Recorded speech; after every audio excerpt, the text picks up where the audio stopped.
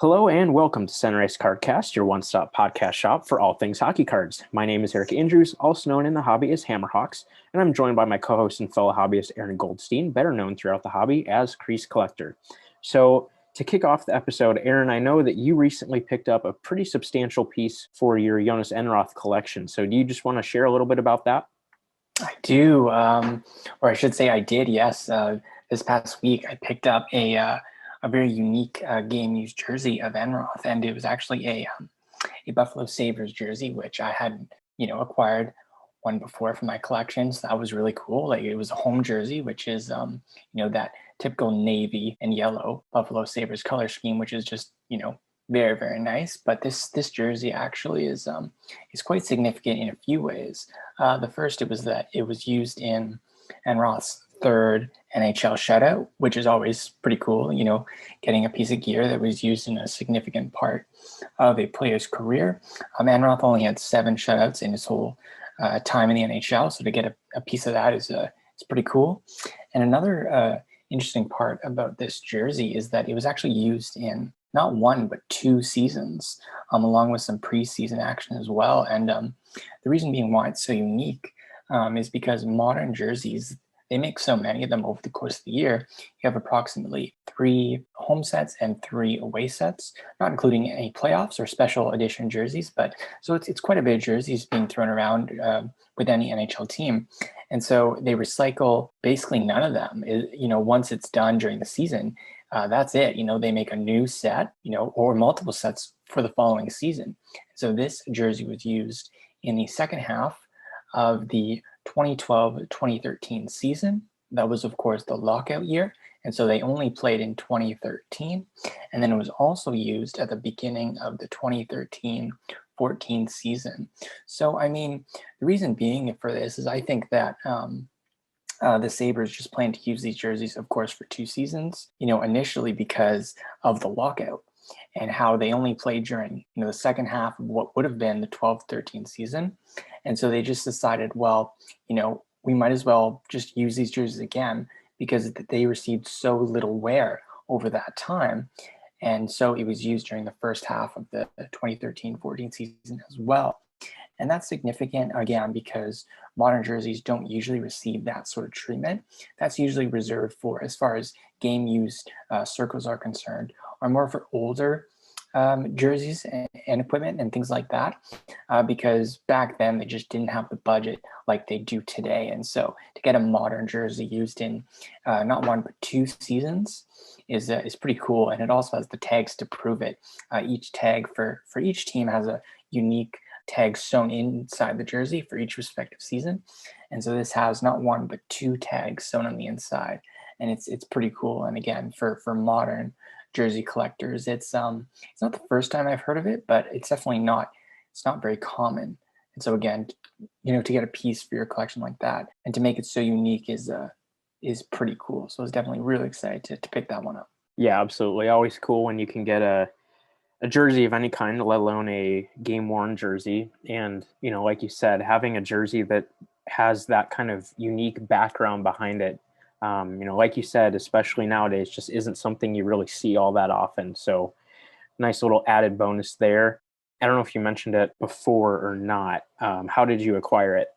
Oh, right. I acquired it on gamewornauctions.org, I believe it was. And the customer service was outstanding there. The bidding process was really, really smooth. And so I've never ordered off them before. I've heard of it and seen some really great pieces go on there.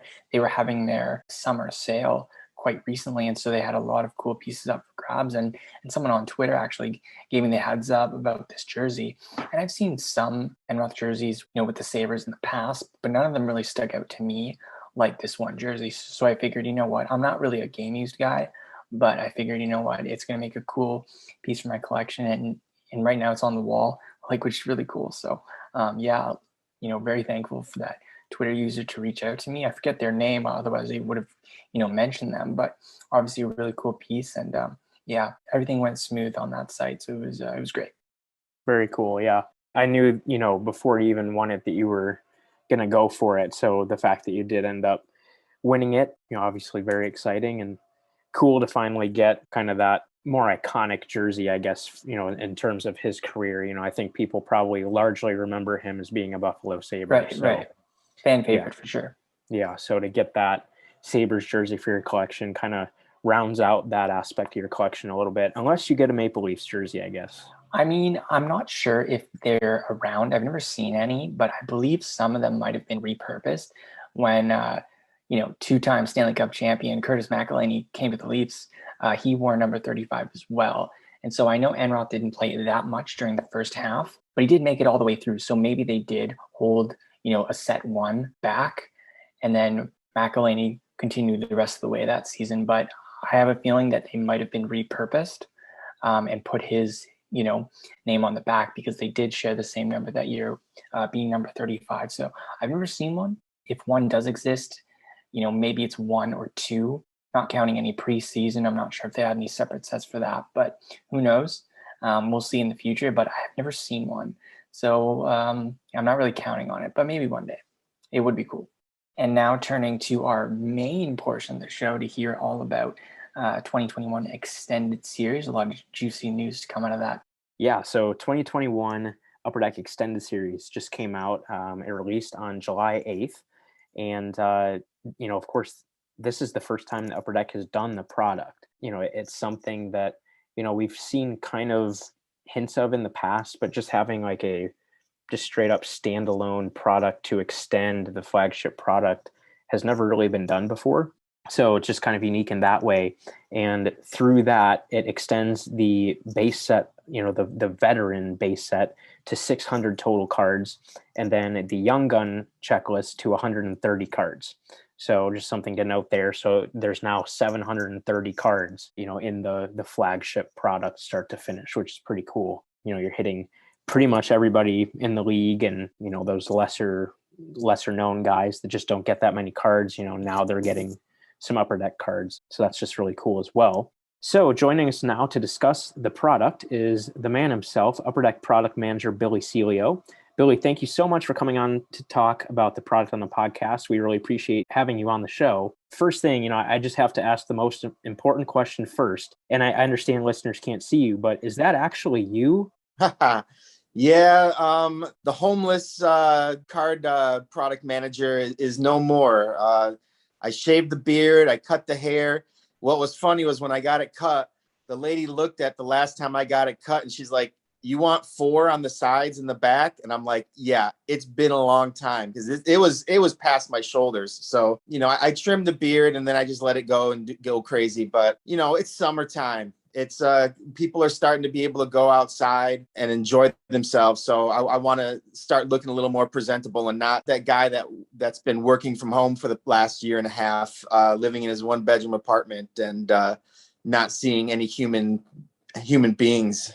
Awesome. Well, good to confirm that it is in fact you and that you know what you're talking about with this product, obviously. So right off the top, can you just reiterate for everybody what the name of the product actually is, and with that, what it is not?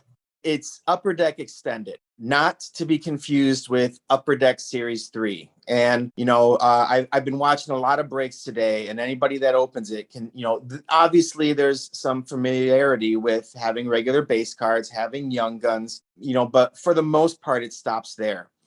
And, it's kind of funny. I've heard a lot of people grumbling that don't really know the backstory of this whole set, calling this a cash grab, saying, they're just trying to make more cards. We came into the season with so many question marks. The season started so late. We didn't know who we would be able to use and who we wouldn't be able to use. The league was very flexible with us. They allowed us to use bubble players, and they allowed us to use Alexi. And that's all, and then holdovers. And that's all you got Series 1. And there was still some more players. What are you going to do? Like, what happens if they didn't even let us do that? What we were going to do with UD1, what we were going to do with UD2. And we had to preemptive strike like potential problems. We had to think about this stuff ahead of time. And, the idea was to make some sort of like update set that we can put, more Young Guns in. And in the past, we've done that in SPA where there's been update Young Guns, but we didn't know how many Young Guns there would be available and how many we would need to make. So that was the initial reason why we decided to have another set kind of as a backup. And then, we kind of thought about it for a while. Then we did some brainstorming and thought, you know what, there's a lot of people for years that have been asking for some sort of like rookie update set, some sort of set. Now we do it a little bit with Upper Deck Series 2, where we update the O-Pee-Chees and we update the MVPs cards and stuff like that. But there's so many iconic designs. There's so many iconic sets that have been sitting on the shelves for years. And right now, the old nostalgia of cards, people are going back and looking for old inserts and looking for old sets and stuff like that in the 90s and the early 2000s. We thought, you know what, this would be a perfect opportunity to not only give the people what they want and have that question or that problem of what if we, need spots for more Young Guns, and give the consumers that rookie update that they've been begging for. And I'll tell you what, it'll probably be some more questions that you have in the front, but I think we pulled some great designs. We brought back a lot of really cool inserts. And I don't think we could have done a better job with our design team with coming up with all those designs. Yeah, I mean, speaking of the designs and the Young Guns, that, like you were just talking about, the 0506 throwback cards for those Young Guns are, I think they're amazing, and they were one that I anticipated for quite a while now, and same with other collectors. You kind of already spoke on it, but could you kind of go into why the 0506 Young Guns were put into the product? Was it just that main play on, nostalgia, or was there kind of other factors at play? There's a couple things. One of the big ones is the nostalgia. How hot is the Ovechkin Young Gun right now, and the Crosby Young Gun right now? People that haven't been in the into cards for a while still know those cards. People that are coming from other sports and are looking for top cards to get right now are getting that Ovechkin Young Gun, getting that Crosby Young Gun. So they're very familiar with that design and nostalgia of it. Another thing is we kind of dipped our toes in the water a little bit with EPAC and created some achievements using that design. I believe we made a McDavid Young Gun using that design, and a Cale Makar and a Quinn Hughes Young Gun of the 0506 design. And those were big hits. And people were trading their Dazzler cards like no other to try to get that McDavid and the Hughes and the Makar. So we knew we had something there. And I needed something to replace the canvas cards. As I said, I didn't want this to look so much like a Series 3. And if we would have put canvas cards in there, now there were some opportunities to make, some more Young Gun canvas cards and some other players. But, I think we used most of the top rookies. But if we would have put the canvas cards and they were to fall 4 per, now you have almost half of your hits being normal stuff that would be in Series 3. So that was also built and put in there to kind of replace the canvas cards, because the canvas cards are quite collectible. It's a set that people like, and they're rare. And what I really like about this 0506 set is a lot of people are like, well, what are the Young Guns? What are the Young Guns? Referring to just the regular Young Guns in the set. And they're basing their opinion on the extended series on the 30 Young Guns that we have. And what they're not realizing is this 0506 design, you have to buy over 2 cases just to finish that 0506 set. And that's one other thing about all of these inserts. These aren't like 20 card inserts. These aren't, 15, 10 card inserts that, you can get buying a few boxes. These are like 50 to 100 card inserts that set collectors have been waiting for, like to be able to buy a product that has, top guys in different sets and have larger sets for collectability. Absolutely. Yeah, that's a really, really good analysis of that insert specifically, and then touching on some of the others. So just to kind of go along with that theme, like you said, kind of the focus of the product really is those inserts instead of, the stuff that you would normally come to expect from a flagship product. So can you share, a little bit more about all of those other insert sets that are included within the product? Sure. What's kind of cool about this is we didn't just go all hockey. on some of these inserts. We're understanding that we're getting a lot of consumers are adding to their inventory hockey cards, and they're familiar with basketball cards, and they're familiar with baseball cards. So we took one of the inserts is the Ultimate Victory. Now you talk to a hockey person and they're going to say Victory. Oh, that's that cheap brand from back in the day. For those who don't know, Ultimate Victory was actually kind of a big deal back in the day with baseball. And we decided to use the Alfonso Soriano, rookie card design, which was a big card back in the day. And these cards are printed on, rainbow foil board. It's not, thin, cardboard or whatever. These are nice looking cards. So, some people are kind of confused. They see Victory. This isn't normal Victory stuff. Another one that, people remember with hockey is Ovation. And they think, oh, this is just that retail SKU, whatever. No, we spent the money on these cards. We embossed these cards. There's that like scratched ice feel to them. And then there's the standing ovation cards, which are like decked out in the whole card's like covered in foil, like silver foil. So there's the light FX on the card, plus the rest of the cards covered in foil. And if you get one of those cards, they're absolutely gorgeous. And what's really cool is a lot of these cards are like the standing ovations. I think they're numbered to 50. So think about how rare that is, or another insert that you're adding that's rare, because people talk about exclusives. Well, there's like 250 exclusives normally in a Upper Deck Series 1 and Series 2, and they talk about how hard they are to get. Well, you've got, these Ovation cards numbered out of 50. Those are even rarer than the regular exclusive cards, which, by the way, I forgot to mention, there are exclusive and which we didn't have in 0506 high gloss versions of the 0506 cards. Also, it's kind of funny because I think we put the numbering on the front of the high glosses because it's, we never done it before, but the old exclusives, the numbering was actually on the back, and we put the numbering on the back for those cards. Some of the other ones, from other sports, we've got the triple dimension reflections. That's an old basketball design that I really like that we put in there. And those are on rainbow foil board. The top shelf, people remember those, and the pros and prospects. Just another chance of getting some good numbered cards of some top stars and rookies. The rookie class SEs. I remember the Derek Jeter version of that. And I think one of the popular ones, and it's kind of funny because I say popular, but some people remember it and some people don't, are the holographics. And I've heard it pronounced about 20 different ways so far. I've got the FXs, I've got the GRFXs, I got the holo GRFX. It's holographics, just trying to help you out. But, there's those came out real nice. And there's the gold version of those. That are much rare. I don't think those are numbered, but they're still real nice. Also, the SPX Finite. Those are some really nice cards. And there's different versions of those too. There's the Radiance and there's the Spectrum version.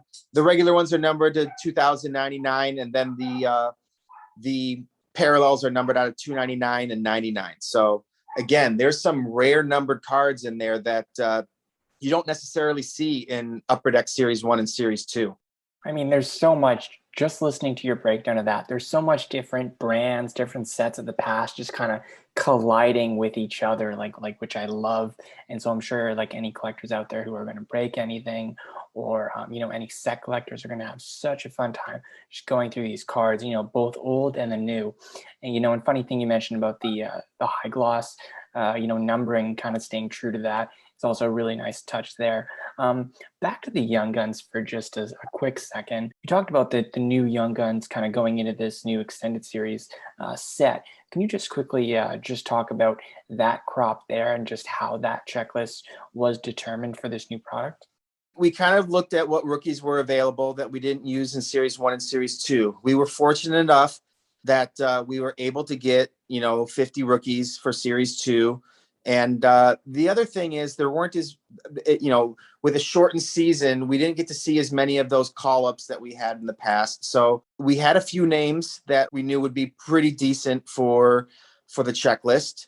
And then we had some guys that we hadn't used yet that were bubble players. So I've heard people say these guys hadn't skated yet. Why are these guys in here and you couldn't do Caulfield and Byfield? Well, there was, and we've said, I think I said this every time I'm on here, there was a million times. There was a specific date agreed upon by the Players Association, the NHL, and Upper Deck that, I believe it was like February 12th, that anyone that skated after that date, we were unable to put into products. So that is why you're not seeing Caulfield. Trust me, it would. Can you imagine how crazy the set would be with Caulfield and Byfield in it? Amazing. It's setting up. We're thankful that because it's also setting up for a great Series 1. But in a normal year, those guys would probably be in Series 2. It's just unfortunate. But so we kind of took what we could get, and we needed to find a number. Not a number like 36 or something like that. Kind of an easy number to work with. So we got up to 30, and we knew we weren't going to get to 50.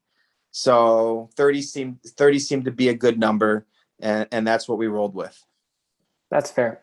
I think for people that are kind of aware of how things work, it all makes perfect sense. But there's just been so much conversation on social media of, when's Caulfield getting a young gun? Well, not how it works.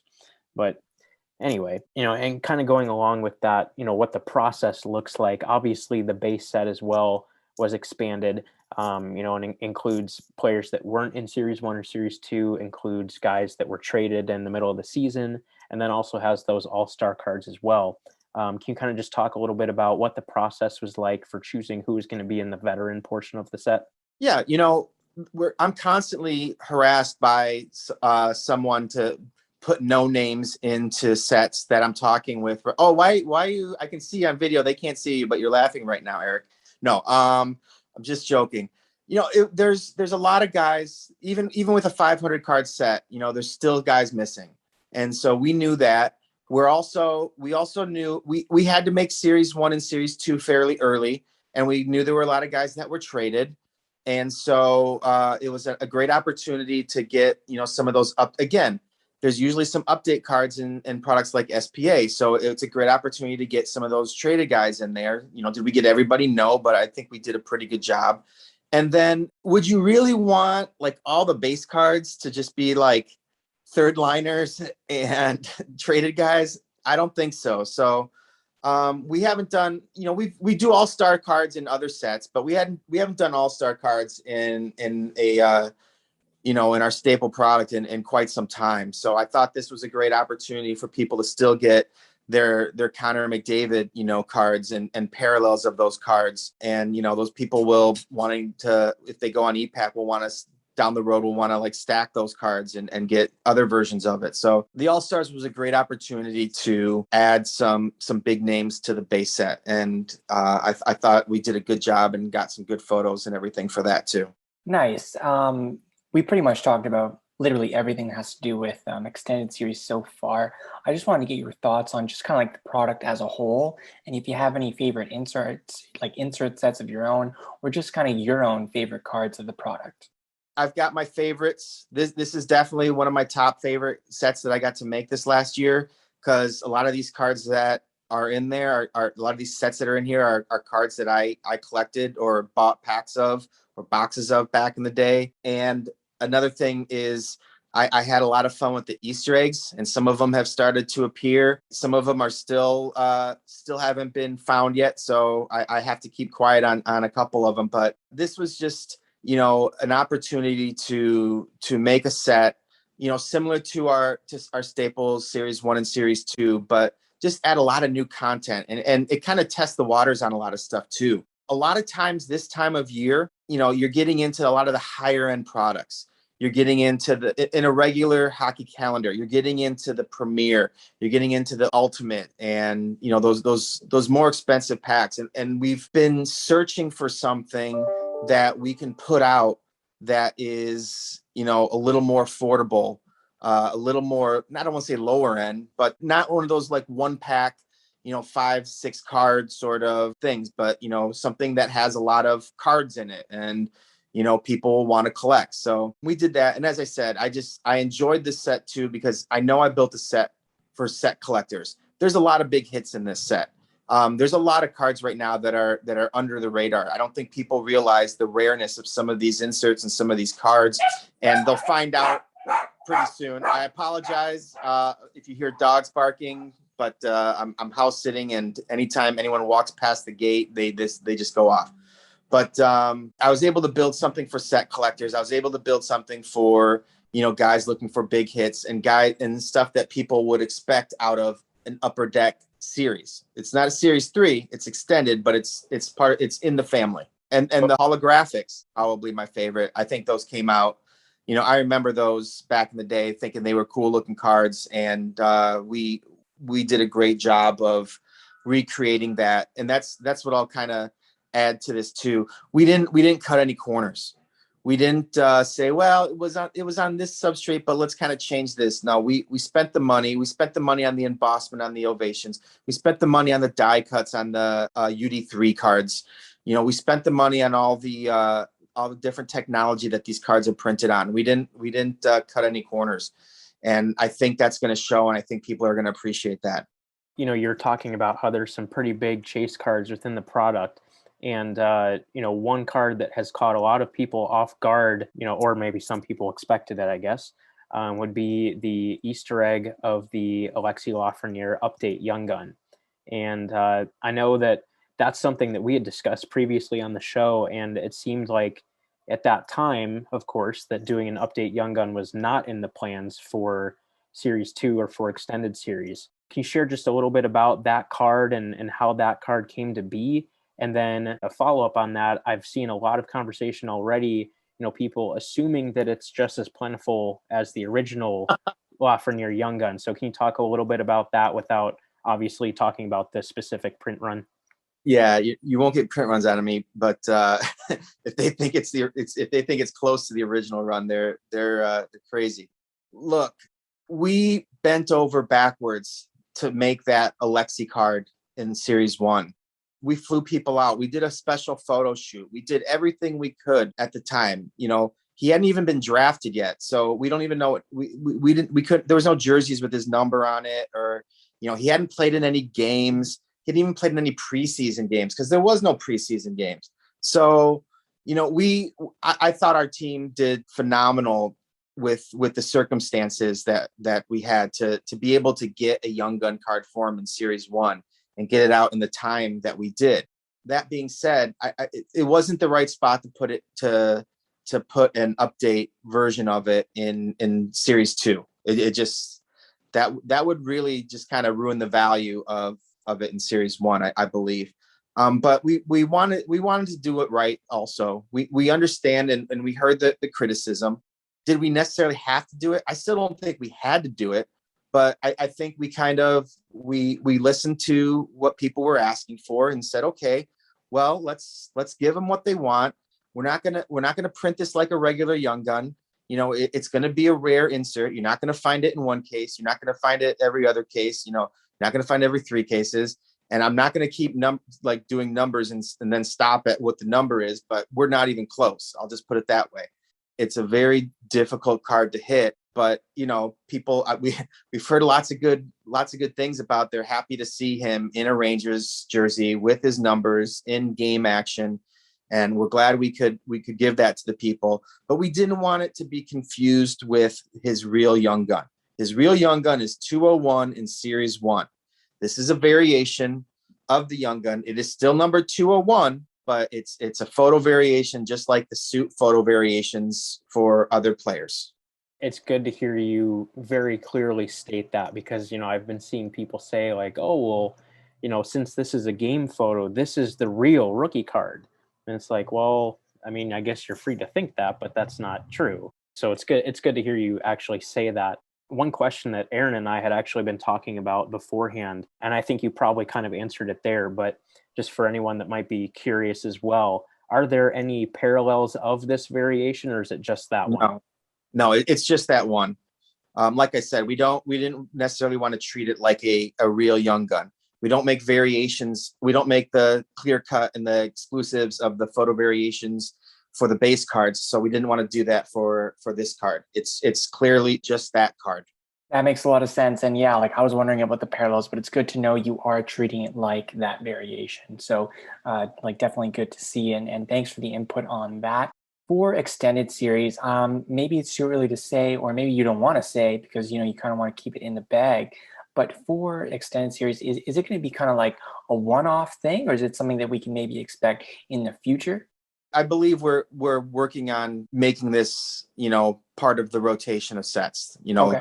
obviously we've gotten a lot of positive feedback so far. Once these people have opened it and they see that there's You'll value, know. you see like, wait a minute, okay, I'm hitting some rookies here on these inserts. And as I said, there's going to be that initial, okay, I hit the stuff and you're going to get the rippers and flippers and they're just going to try to get some money. And then you're going to kind of see some of these inserts starting to dry out because they are rarer than you think. And you're going to find these set collectors that want to build the sets. And I think the values of some of these inserts are going to creep up. I've already seen the prices. You know, I saw the prices of the box start a little high, just like everything was. And then all of a sudden, probably about a month ago, it started dipping. And it didn't make sense to me, but I think people are saying right now, you know, the market is dipping. This is just kind of that period of time where the market kind of does this normally. This is it's starting to become normal. You know, COVID, it was just crazy. You know, now during that whole year and a half, it was just craziness. And that wasn't a normal year. This is kind of normal. This is where it starts to take a little bit of a dip. And you kind of saw that in some of the boxes. And I started looking at prices now before we started talking to you guys, and they're starting to go back up. And I think it's because people are realizing like, hey, this is a pretty cool box, and there's a lot of really cool stuff in it. And I don't see why we don't do this again. Very cool. That's really great to hear. I kind of just assumed it was going to be a one-off just because it's a unique year. So it's exciting to hear that. I guess just to follow up with that, do you think if it does come back in future years that it'll kind of be a similar feel, you know, more focusing on those inserts? Yeah, that's the point of it is, Billy, what inserts can we recreate again? Which ones were popular that maybe we want to continue to do? You know, and it's just fun to go back and look at the library of stuff that we've made at Upper Deck and kind of, one, remember a lot of this stuff, and two, maybe find some stuff I didn't even remember we had. So I see this being a set that you know, will follow the same sort of path where you're going to have your base cards, you're going to have your young guns, and then I think it's just going to be a lot of fun after that. I will say something I forgot to mention, Dazzlers. I did add Dazzlers into this, and one of the main reasons was we weren't able to really add a lot of the new rookies in the second series of UD2 in the Dazzlers insert. So there were a lot of top rookies that didn't have Dazzler cards. So that's why Dazzlers were in there. Will they be in there next year if we do it? Probably not, because we probably won't need to. But that's kind of why Dazzlers were in it. And yes, that is similar to Series 1 and 2. But like I said, we took out a lot of the other inserts and just brought back a lot of cool stuff. Just a couple other questions that I'm just thinking of off the top of my head while we have you. And I think we've talked about this first one previously, but with extended series, you know, now having released, does that mean that there won't be any flagship content in SP Authentic this year?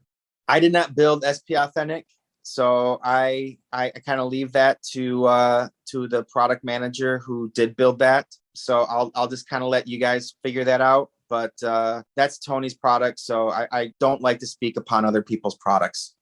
Sure. And then one of our Instagram followers actually brought this up, and I thought it was probably more just you know, kind of a coincidence, but really cool if you think about it, that Taylor Hall is in the background of the Lafreniere update photo, you know, being the first overall pick from 10 years prior. Was that something that was just really a coincidence? Total coincidence. You know, that there was no intention on that. Love to put like Connor McDavid or Michael Jordan or LeBron James in the background of every single card if it'll help Increase the value. But no, that's absolutely coincidence. They just had him in there. Nothing crazy. Gotcha. Yeah, that's what I figured, but still cool nonetheless, whether intentional or not. I think that's really all the questions that we have. Is there anything else that you would want to share about extended series? The Easter eggs, like I said, you guys have already spoken upon the Alexi Lafreniere. I believe I've already seen one or two on the boards and whatnot, but I believe the 0203 Young Guns, those are other super, super rare. We kind of played off of the fact that those were super, super rare back in the day. So there's a few. I've seen the Laffy on one of the boards. There's a few more. It's not just another variation of Laffy Young Guns. There's more players in there. I've seen the holographic Ionics out there. That's another Easter egg that people are starting to see. And like I said, there's a couple that I've yet anyone to find or see, and I can't wait to see people's eyes when they do see it. Awesome. Well, that's really, really cool to hear. As always, we really appreciate your time coming on to talk about a new product that you've made. So thanks for doing this. And whenever your next product is, we'll talk to you then. Sounds great, guys.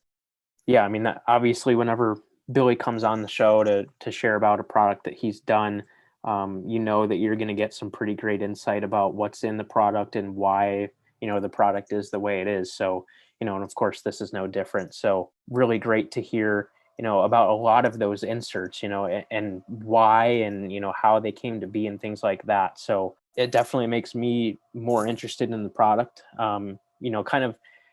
I think even just going back to when we talked with Billy earlier on the podcast about, looking forward to this product, and what was going to be in the product, I think I always kind of had, quote unquote, the right mindset about this product of understanding that it is about those inserts. It's not about the Young Guns. It's not about, memorabilia hits and all that.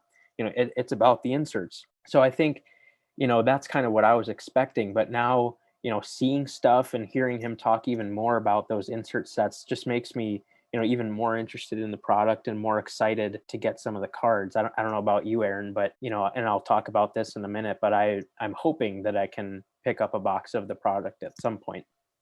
I mean, it's going to be exciting. Whether it's me or you, like whoever picks up something is going to be definitely, I think, rewarded. It's going to be make for a very nice break. I think a very nice break. A lot of variety involved. So I mean, you can't really go wrong. It's definitely exciting for people who like UD 1 and 2. It's definitely kind of like those, but on steroids. Definitely something different. So Extended looks really, really good. Yeah, absolutely. So I guess that'll kind of transition into the next topic a little bit, that being the National and our episode that'll be specially themed about the National. So, obviously myself being in the Midwest, going to the National in Chicago is definitely something that I've done many times in the past and plan to do again this year. It will just be me. It will not be me and Aaron. So, obviously Aaron getting down to Chicago is a much taller task than it is for me to go to Chicago. So I will be there, and I will actually be going with the best man in my wedding. His name is Tucker. He lives in Fort Wayne, just down the road. So he's going to come over, and then we'll head up to Chicago together. And we will definitely be there for all of Saturday. And then we haven't really decided yet, but probably either part of Friday or Sunday, depending on how we feel and how our timing is and how much we can get done on Saturday, potentially, could determine if Sunday is in the cards or not. So just to talk about Tucker a little bit, since you guys haven't heard me talk about him at all. We actually did go to the National in Chicago together in 2017. So he kind of knows what he's getting into a little bit. He's a very, very casual collector. To the best of my knowledge, he doesn't actively collect anything. It's kind of, just whenever we go to a card show together, he might see something that he likes and he'll pick it up. He has a very simple mindset about the hobby. He really focuses on how cards look, things like that, whereas a lot of, experienced collectors like me and Aaron, we're more thinking about, what does this card mean? And, how rare is it? And, what kind of product is it from? And, what, not that we care too much about value, but I mean, you have to at least consider value to some extent, whereas Tucker truly just, has a very and not that this is a bad thing at all, but just a childlike mindset and outlook on the hobby, which is honestly really refreshing. I like that. So, I think you guys will appreciate hearing his insight for the episode, which will be episode 39. It'll actually be me and Tucker doing the show. Not that we're, kicking out Aaron or anything, but Oh man, yeah, it'll got my be me. competition. It's going to be good to hear from you guys, though. It's cool to see his simple outlook on the hobby. I think the hobby in general needs a lot more of it. And yeah, it's kind of like that. That looks cool. I'm going to get that kind of mindset, which is very cool. Yeah, I know, like, even just like the design of the card matched with like the photo used on the card is something that he really appreciates. I know he really likes when cards, and we've talked about this too, like the design of a card like kind of matches the jersey color and things like that. Like he just really likes the aesthetics of cards. And that's something I appreciate, but I think is something that we oftentimes overlook. So yeah, even though he's not like a super active or certainly not like a big time collector or anything, I really appreciate the outlook that he has on cards and on the hobby. So it'll be fun to just to get his insight on some things and share about his experience at the show. And he's actually not a stranger at all to producing online content. He actually runs a gaming channel on YouTube. It's called Truckman Gaming. So if you're interested in gaming videos, be sure to check that out. He has quite a few series of different games that he makes videos for. So be sure to check that out if that's something that interests you. And with that, I recently ordered some Sunrise Cardcast t-shirts. So I will be wearing a t-shirt both days that we go, and then Tucker will probably wear one on Saturday. So if you happen to see someone wearing a Sunrise Cardcast t-shirt, feel free to say hey, and we'd love to talk to you. And then one other thing to note, kind of, I'm not 110% sure, so I guess I can't truly promise that it'll happen, but I've had some discussions with Jeremy Lee, who we've had on the show as a good friend of ours. Many of you would know him either from Hobby Insider or from Sports Cards Live, of course. And we've talked about doing interviews with each other. So hopefully have him on our show, and then me and or Tucker will make an appearance on Sports Cards Live. So be sure to keep an eye out for Jeremy's show. And as far as our coverage, we're going to do our best to post photos on our social media while we're at the show, just kind of to show you guys a little bit of what it's like in case you haven't been to a national, because it really is a pretty amazing show. Unfortunately, being in the US, hockey obviously isn't the main thing that's at the show, but just because of the sheer size of the show, there is still a lot of hockey. I would probably estimate that it's like 5% hockey, maybe 10% on a really good year. Still, But I mean, like that's decent. And for me, it's going to be cool seeing all the other stuff because I'm a big sports guy. So even for me, checking out our social media page during that time is going to be awesome. And seeing like maybe some cool like sport, memorabilia or something like that. Like that's going to be a treat for me seeing those photos because I've seen a few photos before, but I mean, like I've never had a true national experience. So it's going to be cool seeing your perspective on that, both visually and from the audio portions from those podcasts. So it's going to be a treat for me too. yeah, absolutely.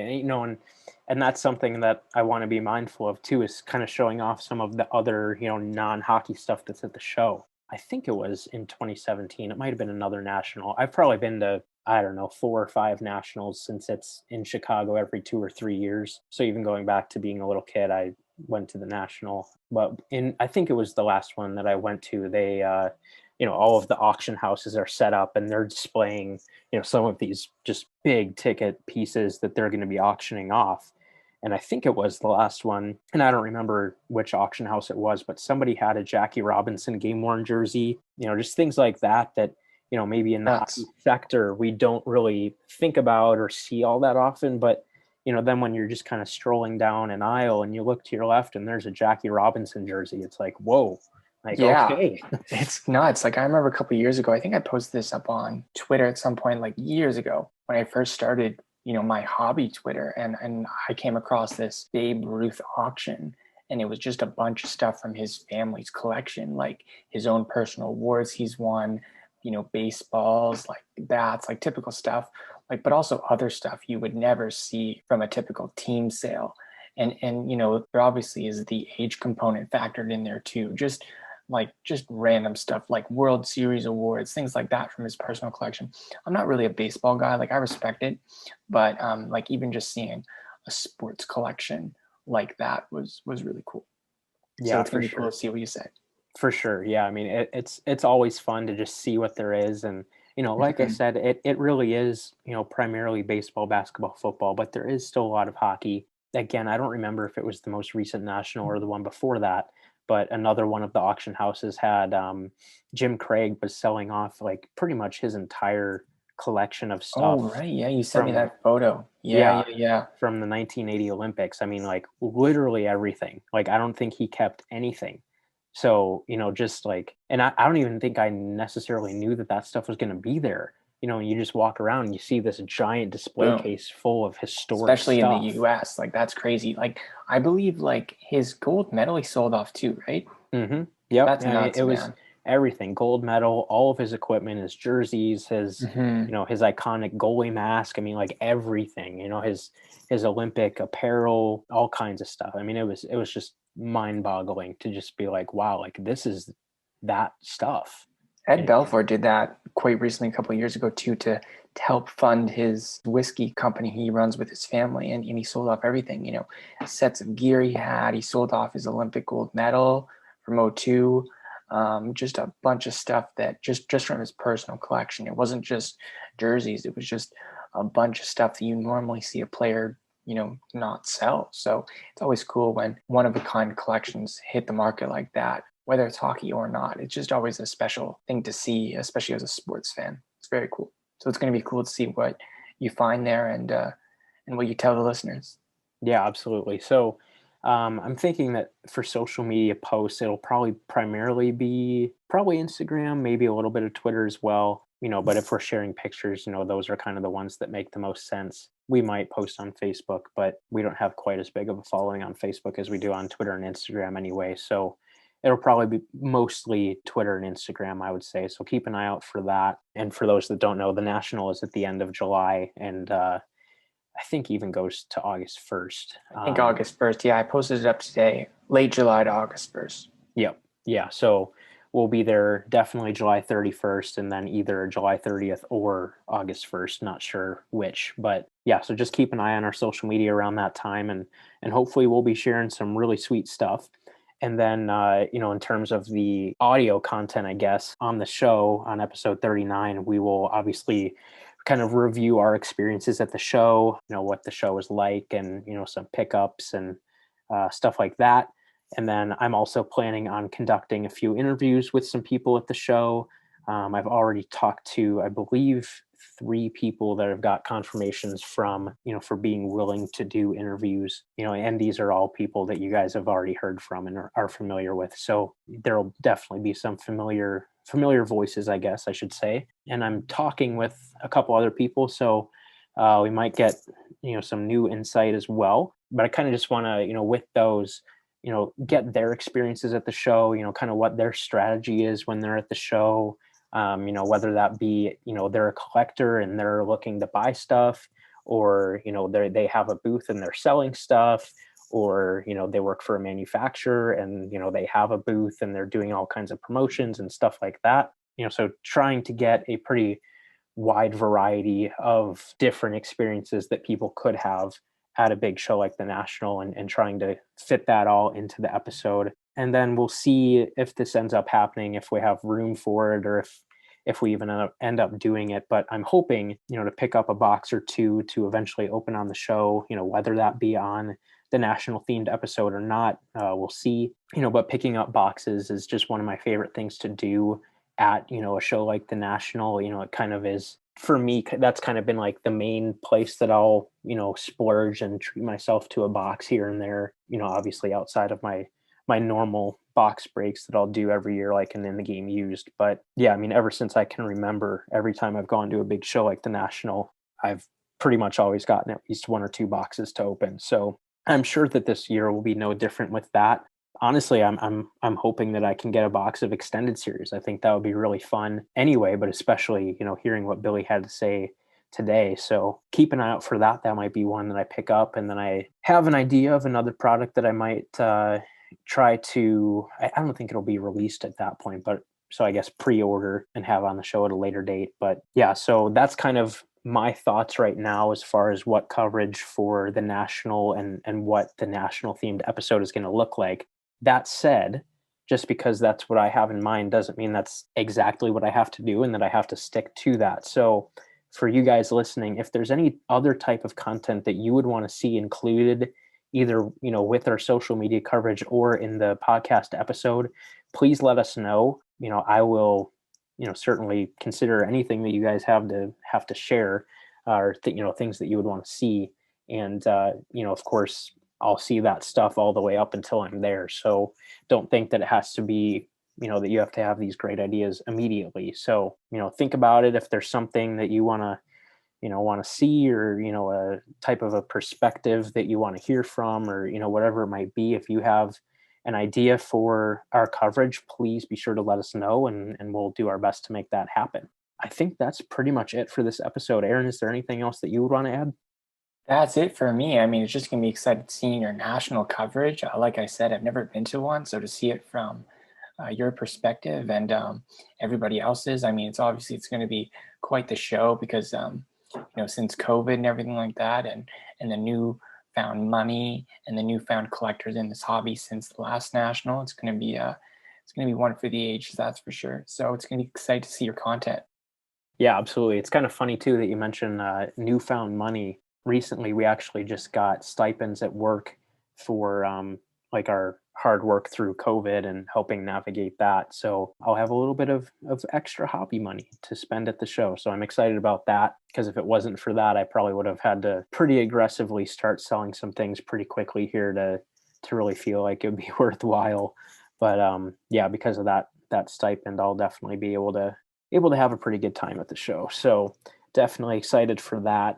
Yeah, I won't have to, just say, oh, I can only buy one box and maybe pick up a card or two. Like I'll have some flexibility. And another thing that I really like doing too at shows like this is bringing a bunch of cards that I can potentially use to make a trade. I would say I almost do that at every single show that I go to, try to make at least one trade. It's just kind of, not only are you not spending money by doing that, but also it's just kind of a neat little story, and, adds to that experience a little bit too, pulling out a box of traders and, having a vendor look through cards and, trying to figure out if a trade will work out. So that's always one of my favorite parts of going to big shows like this as well. So over the next week or two, I'll definitely be trying to pull together a bunch of traders and try to narrow it down to a manageable amount, because I'll probably just bring a backpack with like one box of cards in it. So try to pick out, a nice variety of stuff, both value wise and just, what the cards are. So, but yeah, I'm definitely excited. I mean, it feels like it's been forever since I've gone to the National, even though it's only been 4 years. It's been a long time coming, and then I just love going. It's truly an epic show. I know that a lot of you guys have probably been to the Expo, and I've never been to the Expo, but from what I've heard from people that have been to both, the National is just like on a whole other level. So yeah, I mean, it's a really special show, and I'm really fortunate that I live close enough to one of the main venues that, it allows me to go pretty much every time it's there. So definitely looking forward to that. But, like I said, I think that'll wrap it up for episode 38. Again, we just want to thank Billy for coming on and sharing some insight about extended series, and especially that Lafreniere Year Update Young Guns, since that was kind of, really pretty hush hush right up until July 8th. So just thanks to him again. And thank you guys for listening as always. Really appreciate it. And with that, please be sure to follow us on social media. We can be found on Facebook, Instagram, and YouTube at Sunrise Cardcast, and on Twitter at Sunrise CC. Please also be sure to subscribe to the show on your podcast platform of choice to make sure you never miss a future episode. Until next time on Sunrise Cardcast, keep collecting those hockey cards.